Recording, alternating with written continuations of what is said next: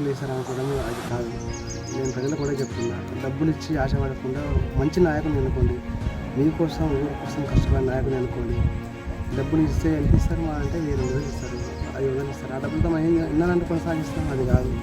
కానీ నేను నా ఉద్దేశం ప్రకారం డబ్బులు ఇవ్వడము, నేను డబ్బులు కలుసుకోలేదు.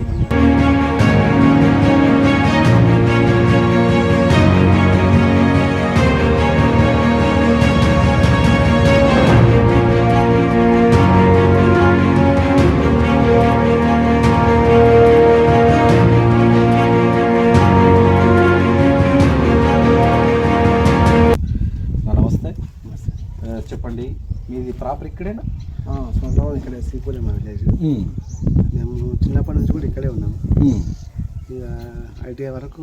మీ ఫాదర్ది అంత ఇక్కడ? ఓకే. వ్యవసాయ కుటుంబమేనా? వ్యవసాయ కుటుంబం అండి. మీరు చదువుకున్నారా? చదువుకున్నాం. ఎంతవరకు? ఇంటర్ ఐటీఐ చేశారు. ఓకే. రాజకీయంగా ఇప్పుడైనా కొత్తగైనా ఇంతకు ముందు కూడా రాజకీయంగా ఉన్నారా? గత 15 సంవత్సరాల నుంచి మనం పొలిటికల్గా బాగానే వర్క్ చేస్తున్నాం.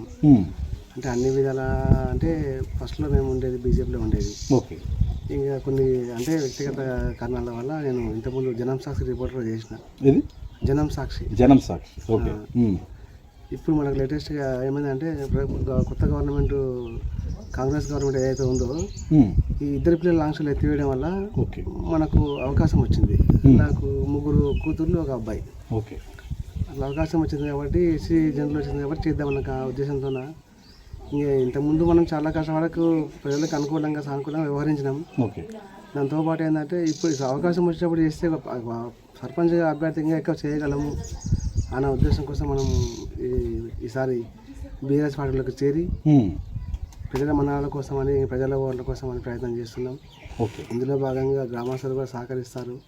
చాలా వరకు మనం పనిచేసినాం, అంటే వాళ్ళకు అన్ని విధాల పబ్లిక్ సర్వీస్ చాలా సంవత్సరాల నుంచి చేస్తూనే ఉన్నాం. ఈ సర్పంచ్గా మా గ్రామ ప్రజలు మాకు ఖచ్చితంగా ఎన్నుకుంటే, ఓకే, ఇక ఇంకా ఇంతకన్నా కాకుండా ఇంకా కొంచెం ఇంకా చేయగలమన్న కాన్ఫిడెంట్తో ఉన్నాము. అంటే ఇక్కడ మాజీ సర్పంచ్ అయినటువంటి మరి బీఆర్ఎస్ సంబంధించిన అభ్యర్థి మరి ఎలా మీకు వాళ్ళ సపోర్ట్? ఆయనకు ఇంతకుముందు ఆయన రామకృష్ణ రెడ్డి అని బీఆర్ఎస్ పార్టీ సర్పంచ్, ఆయన మా స్నేహితుడే. అప్పుడు మేము ఇద్దరం కలిసి చేసినాము. ఆ తర్వాత ఏంటంటే కొన్ని సందర్భాల వల్ల నేను విలేకరికి వెళ్ళాల్సి వచ్చింది. ఆయన అదే పార్టీలో కొనసాగుతున్నారు. ఈ టీఆర్ఎస్ పార్టీ పూర్తి మద్దతు మనకు ఉంది గ్రామంలో. పూర్తి మద్దతుగా మనం ముందుకు వచ్చినాం. వాళ్ళందరూ సహాయ సహకారాలు, గ్రామస్తుల సహాయ సహకారాలు అందరికీ మనకు కావాలి. తప్పకుండా చేస్తాం. అంటే ప్రజలకు తెలుసు మనం ఏం చేసినాము, ఏం చేయగలుగుతాం, ప్రజలకు తెలుసు. కానీ సర్పంచ్గా ఎన్నుకోవడం వల్ల ఏమైంది అంటే, కొంచెం ఇంకా ఎక్కువ కష్టం చేసి రిస్క్ తీసుకొని చేయగలమన్న కాన్ఫిడెంట్తో మనం వచ్చినాం అనమాట. ఎలక్షన్స్ అంటే చాలా పని. ఎన్ని ఎకరాలు భూమి ఉంది? మాకు 4 ఎకరాలు. 4 ఎకరాల భూమి ఉంది. మరి ఫైనాన్స్ పరంగా మీరు ఎలా లీడ్ చేస్తారు? ఫైనాన్స్ పరంగా వచ్చేసి నేను ఒకటే అనుకున్నా, డబ్బులు ఇచ్చి ఓట్లు అడగడం మనకు నచ్చదు. నేను దానికి పూర్తి వ్యతిరేకిని. ఎందుకంటే డబ్బులు ఇవ్వడం వల్ల ఓట్లు వేసారనుకోవడం అది కాదు. నేను ప్రజలకు కూడా చెప్తున్నా, డబ్బులు ఇచ్చి ఆశపడకుండా మంచి నాయకుని ఎన్నుకోండి. మీకోసం ఊరి కోసం కష్టపడిన నాయకుని ఎన్నుకోండి. డబ్బులు ఇస్తే ఎంత ఇస్తారు? మా అంటే 2,000 ఇస్తారు, 5,000 ఇస్తారు. ఆ డబ్బులతో మనం ఎన్నాలంటే కొనసాగిస్తాం, అది కాదు. కానీ నేను నా ఉద్దేశం ప్రకారం డబ్బులు ఇవ్వడము, నేను డబ్బులు కలుసుకోలేదు. ఓకే.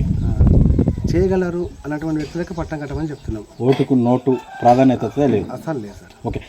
మరి మీరు మీ గ్రామ ప్రజలకు ఇదేనా సమాధానం? మేము మా గ్రామ ప్రజలకు చెప్పేది, నా నుంచి ఒక చిన్న సూచన కానివ్వండి, లేకపోతే నా నుంచి వచ్చే సలహా కానివ్వండి, ఒకటి ఏంటంటే, ఎవరైనా సరే ఒక పని చేసే వాళ్ళకే పట్టం కట్టండి. డబ్బులు ఇస్తారనో, మందు పంచుతారో, ఇది చేసినారో ఆశలు ఇవ్వని పెట్టుకోకండి. తాత్కాలికమైన సుఖాల కోసము ఒక గ్రామ అభివృద్ధిని ఆపకుండా మీ వంతుగా సాయం చేసిన వాళ్ళు అవుతారు. మీ ఓటు ఏదైతే ఉందో ఆ ఓటు ద్వారా ఒక మంచి నాయకుని ఎన్నుకోమని సలహా ఇచ్చినాం అందరికీ. ఓకే. దానికి అందరు ప్రజలు కూడా ఆలోచించే విధానంలో ఉన్నారు. ఓకే.